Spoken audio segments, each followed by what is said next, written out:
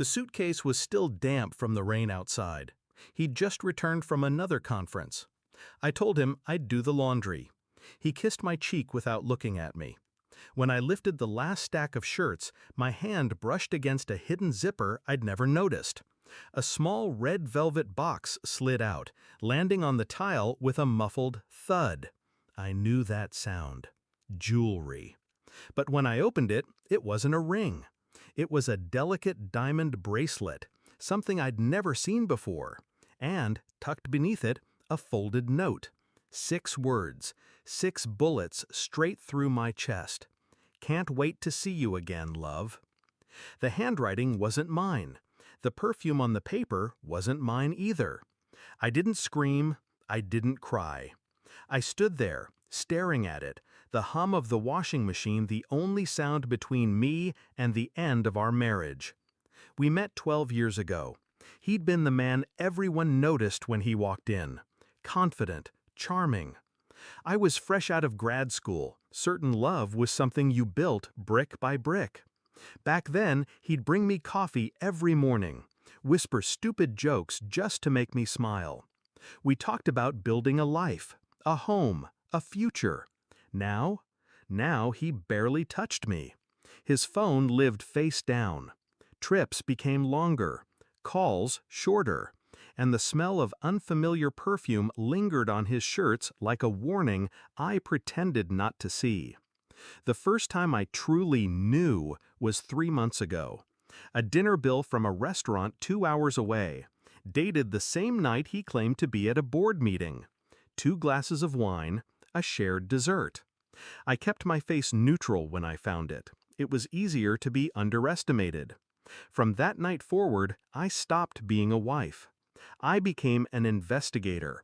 I learned the patterns, the hotel he favored, the name he sometimes used, the days when late meetings meant she was waiting for him. I copied every receipt, every text message he carelessly left in his deleted folder. I even found her, scanning through social media until her smile burned into my mind. But I didn't confront him. Not yet. Because pain is messy. Revenge is art. Step 1. Secure myself. I met with a lawyer in a quiet cafe on the other side of town. Every asset, every joint account, mapped out. My name shifted quietly onto things that mattered. His credit card suddenly had subtle limits.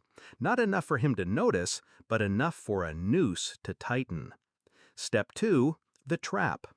I let him believe I was the same. Soft, trusting, blind.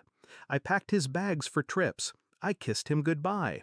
But every time I added a little more to the file. Photos, timestamps, proof so airtight no lawyer could breathe through it. Step 3. The knife. Her birthday was coming up. I knew because I saw the gift order confirmation in his email. An engraved bracelet. I replaced it with a cheaper imitation and took the original to my safety deposit box. And I waited. The night came 2 weeks later. He returned from his trip, suitcase in hand, smile rehearsed. I made dinner, lit candles, played the part.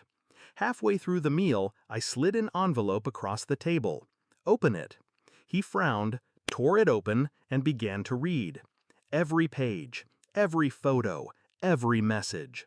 His fork slipped from his hand.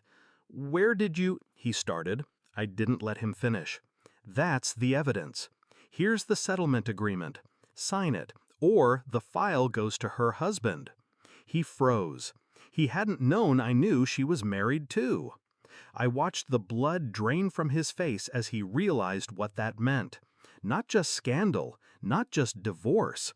Ruin. He signed. Of course he signed. In the span of 10 minutes, I had the house, the accounts, and his future in my hands. When he left that night, suitcase dragging behind him, I caught a glimpse of his reflection in the glass door. Small, deflated. A man who thought he'd played me, now realizing I'd been playing him for months. I still have the red velvet box. Sometimes I open it, just to remind myself. Not of the pain, not of the betrayal, but of the moment I chose silence over rage, calculation over chaos, and won. Because in the end, he left with nothing, and I walked away holding everything that mattered.